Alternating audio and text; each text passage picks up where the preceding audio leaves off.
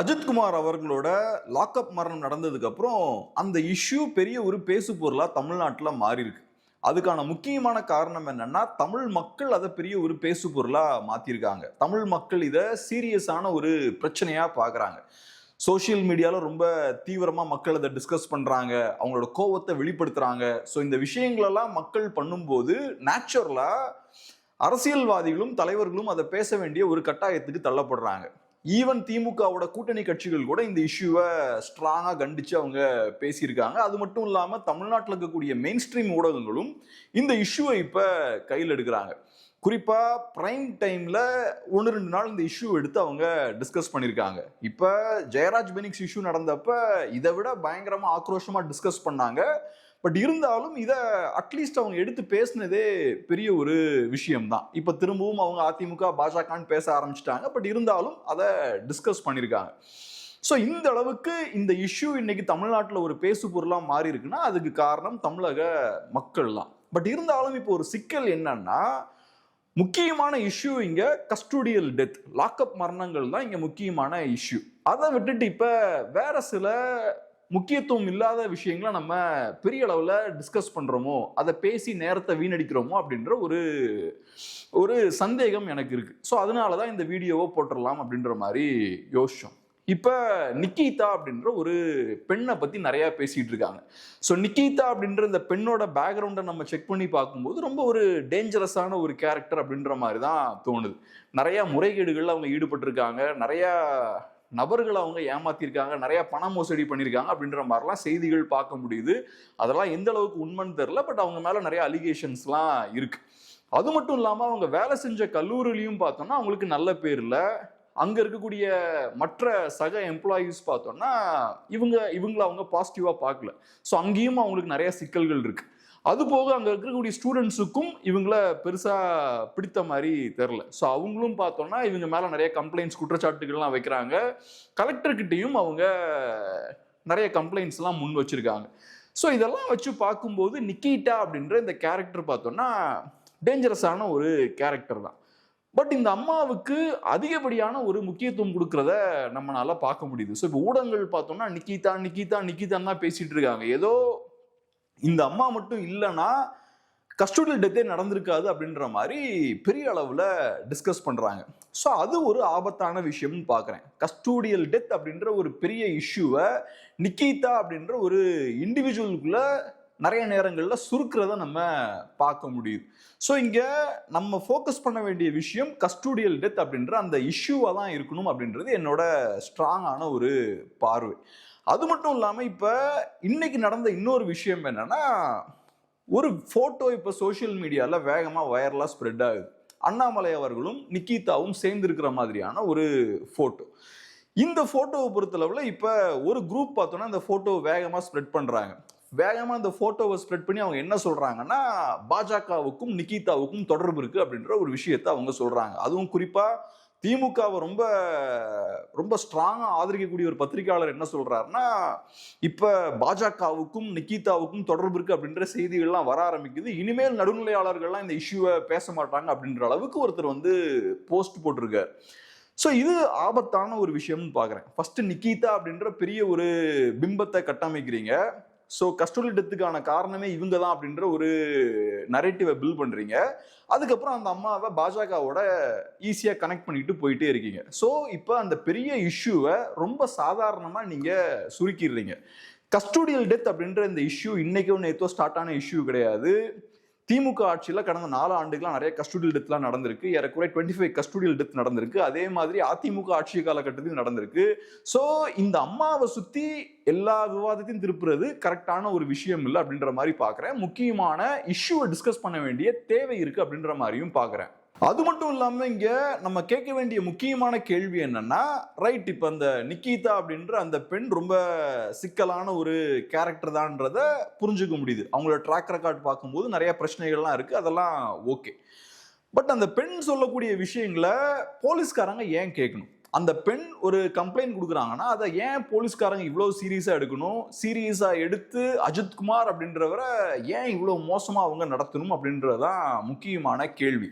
So இந்த பெண்ணுக்கு ஏன் இப்படி அதிகப்படியான முக்கியத்துவம் கொடுக்கப்படுது? ஓகே, அந்த பெண் மோசமான ஆள் தான், அவங்களோட ட்ராக் ரெக்கார்ட் சரியில்லை, நிறைய தவறுகள்லாம் பண்ணியிருக்காங்க. ஆனா அவங்க சொல்லக்கூடிய விஷயத்த போலீஸ்காரங்க ஏன் கேட்கணும்? போலீஸ்காரங்கன்றவங்க நியாயத்தின் பக்கம் நிக்க வேண்டியவங்க, கவர்மெண்ட் எம்ப்ளாயிஸ், அவங்க மக்களுக்கு அவங்க தான் பாதுகாப்பு கொடுக்கணும். ஸோ அப்படிப்பட்ட போலீஸ்காரங்க ஏன் இந்த மோசமான கேரக்டரோட க்ளோஸா இருக்காங்க, அவங்க சொல்லக்கூடிய விஷயங்களை ஏன் கேட்கறாங்க அப்படின்றதுதான் முக்கியமான கேள்வி. ஸோ கஸ்டோடியல் டெத் அப்படின்ற அந்த இஷ்யூ இருக்கு இல்லையா, அதை பத்தி பேசும்போது நம்ம இங்க இருந்து தான் ஆரம்பிக்கணும். இதை நான் இன்னொரு எக்ஸாம்பிளையும் சொல்லி புரிய வைக்கிறேன். இப்ப அஜித் குமாரோட லாக்அப் மரணம் நடந்ததுக்கு அப்புறம் ஒரு வீடியோ வந்து வைரலா ஸ்ப்ரெட் ஆக ஆரம்பிக்குது. அஜித் குமாரை போலீஸ்காரங்க அட்டாக் பண்றாங்க, ரொம்ப கடுமையா அவரை தாக்குறாங்க. அதை ஒருத்தர் வீடியோவா கேப்சர் பண்றாரு, அவர் போன்ல அதை கேப்சர் பண்றாரு. அவரு பேரு சக்தீஸ்வரன். அதுக்கப்புறம் அந்த வீடியோ சோசியல் மீடியால லீக் ஆகுது, சோசியல் மீடியால ரொம்ப வைரல் ஆகுது. எல்லாருமே அந்த வீடியோவை ஷேர் பண்ண ஆரம்பிக்கிறாங்க. மக்கள் மத்தியில பெரிய கொந்தளிப்பு அது ஏற்படுத்துது. இன்னைக்கு அந்த வீடியோ முக்கியமான ஒரு எவிடன்ஸ். ஸோ இப்போ இந்த வீடியோ ரிலீஸ் ஆனதுக்கு அப்புறம் சக்தீஸ்வரன் என்ன பண்றாருன்னா, போலீஸ்காரங்க கிட்ட ப்ரொடெக்ஷன் கேட்கிறாரு. என்னோட சேஃப்டிக்கு உத்தரவாதம் இல்லை, எனக்கு நிறைய சிக்கல்கள் வருவதற்கான வாய்ப்பு இருக்கு, நிறைய மிரட்டல்கள்லாம் வருது, ஸோ எனக்கு நீங்க போலீஸ் ப்ரொடெக்ஷன் கொடுங்க அப்படின்ற மாதிரி கேட்கிறாரு. அவருக்கு போலீஸ் ப்ரொடெக்ஷனும் இப்ப வழங்கப்பட்டிருக்கு. ஸோ இப்போ என்ன சிக்கல்னு பார்த்தோம்னா, போலீஸ்காரங்க அரெஸ்ட் பண்ணப்பட்டாங்க இல்லையா, அதுல ஒருத்தர் நிறைய ரவுடிஸோட க்ளோஸா இருக்காராம். ஸோ இப்போ அந்த ரவுடிஸ்லாம் மிரட்டுறாங்க சக்தீஸ்வரனை, நீங்க பின்வாங்கணும் அப்படின்ற மாதிரி அவர் மேல நிறைய அழுத்தங்களை போடுறாங்க. ஸோ இதுதான் ரொம்ப சர்ப்ரைசிங்கான விஷயம். ஸோ இப்போ சக்தீஸ்வரனுக்கு யார்கிட்ட இருந்து பிரச்சனை வருது? போலீஸ்காரங்க கிட்ட இருந்து பிரச்சனை வருது. ஸோ சக்தீஸ்வரன் இப்போ யார்கிட்ட போறாரு? போலீஸ்காரங்க கிட்ட போறாரு. அவருக்கு பிரச்சனை கொடுக்கறதும் போலீஸ்காரங்க தான். அவர் அதுக்கு சொல்யூஷனா யார்கிட்ட போறாரு? போலீஸ்காரங்க கிட்ட தான் போறாரு. இதுல என்ன லாஜிக் இருக்கு? ஸோ மக்களுக்கு பிரச்சனை வரும்போது, சாதாரண மக்களுக்கு சிக்கல்கள் வரும்போது போலீஸ்காரங்க கூட இருக்கணும். ஆனா இங்க போலீஸ்காரங்க தவறு பண்றாங்க. அந்த தவறு ஒருத்தர் தட்டி கேட்டாருன்னா அதுக்கு போலீஸ்காரங்க சைட்ல இருந்து பிரச்சனை வருது. இது எப்படிப்பட்ட ஒரு சிஸ்டமா இருக்க முடியும்? ஸோ போலீஸ்காரங்க நாங்க நியாயத்தை நிலைநிறுத்தக்கூடியவர்கள் அப்படின்ற இடத்துல இருந்து இறங்கி தப்பான ஆட்கள் பக்கம் நிற்கக்கூடிய ஒரு இடத்துக்கு அவங்க வந்து சேர்ந்திருக்காங்க. இது பெரிய ஒரு ஆபத்து. நம்ம பேச வேண்டியது இந்த இஷ்யூவை தான். ஸோ இந்த மாதிரியான ஒரு சூழல் அங்க இருக்கிறனால தான் கஸ்டோடியல் டெத்லாம் நடக்குது. இப்ப நிக்கிதா இருந்தாலும் சரி, இல்லைனாலும் சரி, கண்டிப்பா கஸ்டோடியல் டெத் நடந்துட்டு தான் இருக்கும். ஏன்னா போலீஸ் டிபார்ட்மெண்ட்டே பெரிய அளவுல கரப்டா இருக்கு.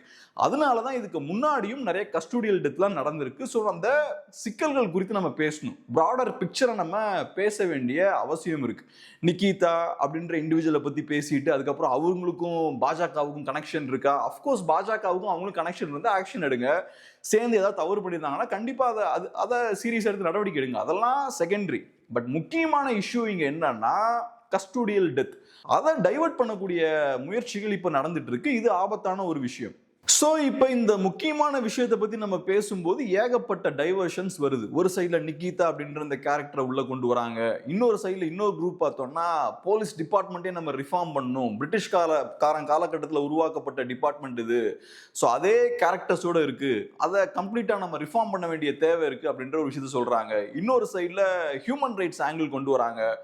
ஸோ ஹியூமன் ரைட்ஸ் குறித்த அந்த விஷயங்களை நம்ம போலீஸ்காரங்களுக்கு கற்றுக் கொடுக்கணும் அப்படின்ற ஒரு பாயிண்ட்டை சொல்றாங்க. ஈவன் இப்போ ரீசெண்டாக பார்த்தோம்னா விசிகே காரங்க ஒரு ரெசல்யூஷன் பாஸ் பண்ணியிருக்காங்க, போலீஸ்காரங்களுக்கு ஹியூமன் ரைட்ஸ் குறித்து கிளாஸ் எடுக்கணும் அப்படின்ற விஷயத்த அவங்க சொல்றாங்க.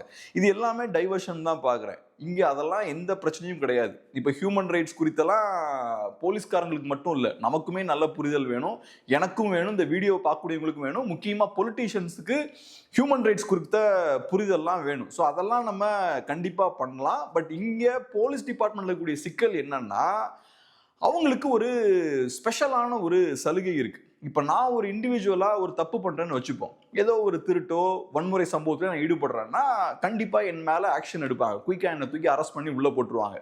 ஸோ சட்டத்தை மீறி நான் செயல்பட்டேன்னா என் மேல ஆக்ஷன் எடுப்பாங்க. பட் இந்த விஷயம் போலீஸ் டிபார்ட்மெண்ட்டை பொறுத்தளவுல சரியா நடக்கிறது இல்லை. ஸோ அதனால போலீஸ்காரங்க ரொம்ப ஸ்ட்ராங்கா இருக்காங்க, நம்மளை யாரும் எதுவும் பண்ணிட மாட்டாங்க அப்படின்ற ஒரு கான்ஃபிடன்ஸ் அவங்களுக்கு இருக்கு. அந்த நம்பிக்கை அவங்களுக்கு இருக்கும்போது அவங்களுக்கு பிடித்த என்ன விஷயம் வேணாலும் பண்ணலாம் அப்படின்ற ஒரு சூழல் இருக்கு. ஸோ அஜித் குமார் அப்படின்ற ஒரு சாதாரண சாமானியனை எஃப்ஐஆர் கூட ஃபைல் பண்ணாம பிடித்த மாதிரி எங்கெல்லாமோ கூட்டிட்டு போய் அந்த நபரை அடிக்க முடியுதுன்னா, அடிச்சு அவரை கொல்ல முடியுதுன்னா போலீஸ்காரங்களுக்கு எவ்வளவு தைரியம் இருக்கு, எவ்வளவு கான்ஃபிடென்ட்டா இருக்காங்கன்றத நம்ம பார்க்க முடியுது. ஸோ இப்போ எனக்கு இருக்கக்கூடிய அந்த பயம் இருக்கு இல்லையா, சட்டத்தை மீறினா நான் பாதிப்புகளை ஃபேஸ் பண்ண வேண்டி இருக்கும் அப்படின்ற அந்த பயம் எனக்கு இருக்கு இல்லையா, அது போலீஸ்காரங்களுக்கு சுத்தமா இல்லை. ஸோ போலீஸ்காரங்களை பொறுத்தளவுல நம்மளை யாரும் எதுவும் பண்ண மாட்டாங்க அப்படின்ற ஒரு நம்பிக்கையில் இருக்காங்க. ஸோ இப்போ சம்பந்தப்பட்ட ஆட்கள் முக்கியமான அதிகாரிகளா இருக்கலாம், அரசியல்வாதிகளா இருக்கலாம், அரச நிர்வாகம் பண்ணக்கூடியவங்களா இருக்கலாம், முதல்வரா இருக்கலாம், போலீஸ் டிபார்ட்மெண்ட்டை கண்ட்ரோல் பண்ண வேண்டிய தேவை இருக்கு. எப்படி ஒரு சாமானியன் தப்பு பண்ணும்போது சட்டம் அவனுக்கு எதிராக செயல்படுதோ அதே மாதிரி போலீஸ்காரங்களும் தவறு பண்ணாங்கன்னா சட்டம் அவங்கள தண்டிக்கும் அப்படின்ற விஷயத்த புரிய வைக்கணும். போலீஸ்காரங்களுக்கு ஒரு சட்டம், மக்களுக்கு ஒரு சட்டம் அப்படின்ற மாதிரி இருக்கக்கூடாது. ஸோ இருக்கக்கூடிய ரூல்ஸ் அண்ட் ரெகுலேஷன்ஸை கரெக்டாக ஃபாலோ பண்ணாலே போலீஸ் டிபார்ட்மெண்ட் ப்ராப்பராக ஃபங்க்ஷன் ஆக ஆரம்பிச்சிடும். அதுக்கப்புறம் இந்த மாதிரியான கஸ்டோடியல் டெத்லாம் டெஃபினட்டாக நடக்காது. ஆனால் இங்கே இருக்கக்கூடிய பிரச்சனை என்னன்னா அதை பண்ண மாட்டேங்கிறாங்க. அதுக்கான முக்கியமான காரணமே என்னன்னா போலீஸ் டிபார்ட்மெண்ட்டை தலைமை தாங்கக்கூடிய சிஎம் தான் இந்த விஷயத்த பண்ணணும். ஸோ சிஎம் நினைச்சா இந்த விஷயத்த செய்யலாம். அதை சரியா செய்யாதனால தான் இந்த விஷயங்கள்லாம் நடந்துட்டு இருக்கு. இது இப்போ மட்டும் சொல்லல, இது ஏடிஎம்கே பீரியட்லையும் இதே சிக்கல் டெஃபினட்டா இருந்திருக்கு. பட் இது கண்டினியூவாக நம்ம அலோவ் பண்ண முடியாது. இது டெஃபினட்டா மாறியே தீரணும். அதனால நம்ம பேச வேண்டிய இஷ்யூ இதுதான், கஸ்டோடியல் டெத் அப்படின்ற அந்த இஷ்யூவை பற்றி நம்ம பேசணும். அதை எப்படி நம்ம இல்லாமல் பண்ணலாம் அப்படின்ற விஷயத்தை பற்றி பேசணும். அதை விட்டுட்டு தேவையில்லாமல் நிறைய விஷயங்கள், இண்டிவிஜுவல் சார்ந்த விஷயங்கள், அதுக்கப்புறம் இண்டிவிஜுவல் சார்ந்த விஷயங்கள் நம்ம பேச ஆரம்பிக்கும் போது அவருக்கும் இந்த கட்சிக்கும் தொடர்பு இருக்கான்ற மாதிரி வேற ஆங்கிளில், பொலிட்டிக்கல் ஆங்கிளில் போக ஆரம்பிச்சிடுறோம்.